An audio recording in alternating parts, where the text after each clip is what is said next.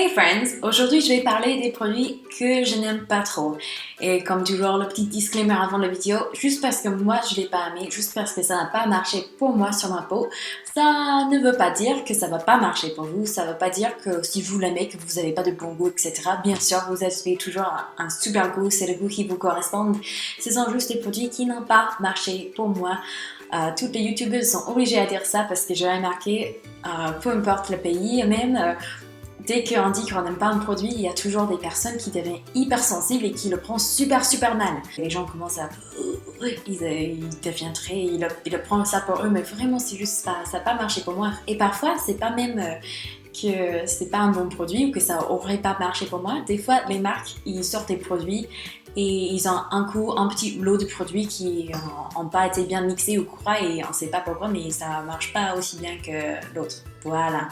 Mais pour moi, j'aime bien regarder aussi des avis négatifs avant d'acheter des produits, comme ça j'ai un avis un peu plus balancé. Je vais commencer avec les choses où je vois tout le temps les publicités pour ces produits sur YouTube en ce moment.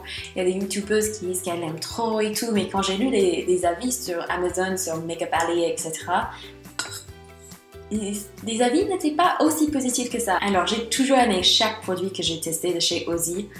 Sauf pour ce produit-là, c'est le seul produit qui m'a pas plu en fait. Non, c'est une marque que j'adore. Ça, déjà, c'est le shampoing sec Miracle Dry de chez Aussie. L'odeur est incroyablement bonne, ça sent vraiment trop bon. Mais c'est un shampoing sec, ok? Donc, je le mets dans mes cheveux. Là, il y a plus en fait, j'ai fini le truc, donc il y a juste le bruit qui reste.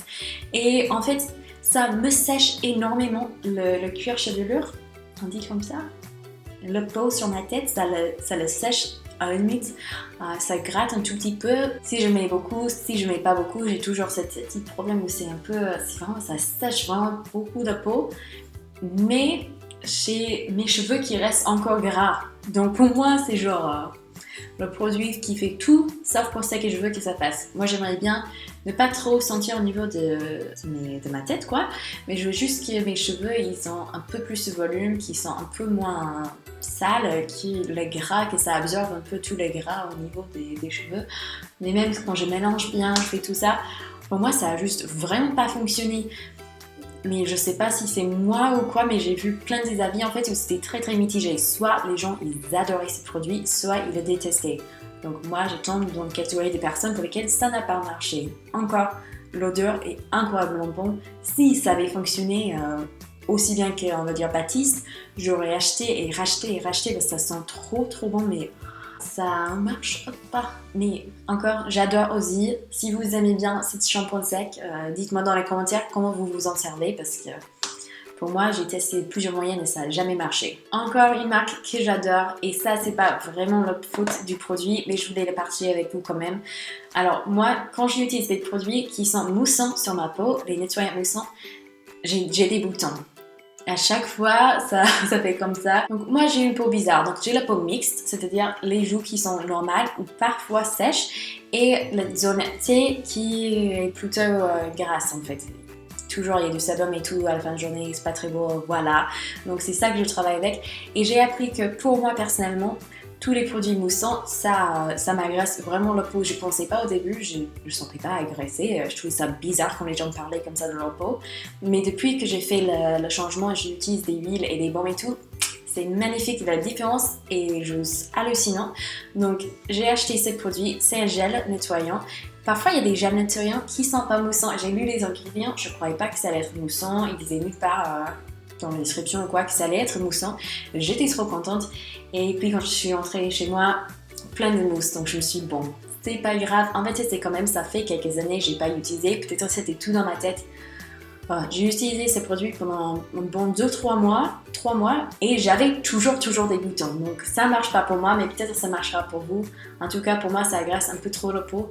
Et je vous dis comme ça, si jamais vous avez aussi des petits boutons qui sont toujours là, peu importe ce que vous faites, peut-être essayez de changer de nettoyant, enlever cet effet moussant juste pour tester. Colourpop Dr. M. je vous en avais montré ça dans une vidéo. Je le mettais juste avant la vidéo parce que je me suis dit, ah, ça c'est un couleur assez pop, ça serait rigolo. Comme ça, vous pouvez voir ce que ça donne sur la peau et tout. Et entre le début de la vidéo et la fin de la vidéo, la moitié de produit quoi s'est enlevé. C'était horrible. Je mettais une couche hyper fine. Déjà, c'était hyper difficile à appliquer. Ça s'appliquait pas très uniformément. Et puis, ça s'effritait comme malade. Mais genre dans une espèce de 15 minutes, c'était tout... Et puis, quand j'ai essayé de l'enlever, j'étais genre Kermit le Grenouille, quoi. J'étais trop... Ça en avait de partout. Il fallait mettre plein de fond de teint pour le couvert parce qu'avec tous mes produits à une huile démaquillant, je n'arrivais pas à enlever le verre. Et ça, c'est étonnant. J'aime pas ce produit, mais j'aime bien leurs autres produits Colourpop, mais pas celui-là. Je vous le recommande surtout pas même pour une fête, pour vous amuser ou quoi avec la couleur, le formule là. Et quelqu'un dans le commentaire m'avait confirmé, ils ont acheté le même et c'était pareil, c'était catastrophique. Cette palette est très jolie, c'est de Lancôme, j'adore Lancôme, c'est une marque que j'apprécie énormément. En plus c'est une palette qui vient vraiment avec un petit pinceau qui pourrait fonctionner, c'est pas le meilleur pinceau au monde mais il est bien quand même, il est correct, donc je me suis dit ah cool. Mais pour moi le couleur des fards c'est juste, les pigmentations c'est pas... Il y avait certaines couleurs que j'aimais bien, ok on est d'accord, mais il y a assez de couleurs où ça se voit pas trop que je me suis dit ça vaut pas trop le coup. Et toutes les couleurs, je trouve, comme ils sont pas vraiment diversifiés, ça revient au même look en fait. Ça, je sais pas. Moi, je trouve que ça avait beaucoup de potentiel.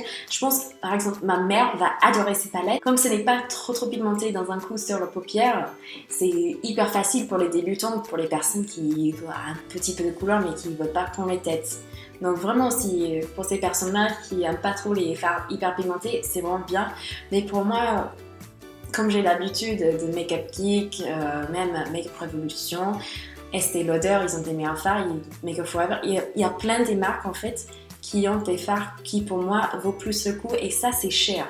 Si c'était pas cher, si ça avait été une palette de drugstore, une palette à 10 €, je t'aurais dit bon, c'est pas mal, mais non, pour le prix, c'est quand même, ça fait mal quoi. J'ai récemment reçu de la part d'Octoly cette vaporisation Ariane de beauté. C'est censé être un fixateur de maquillage.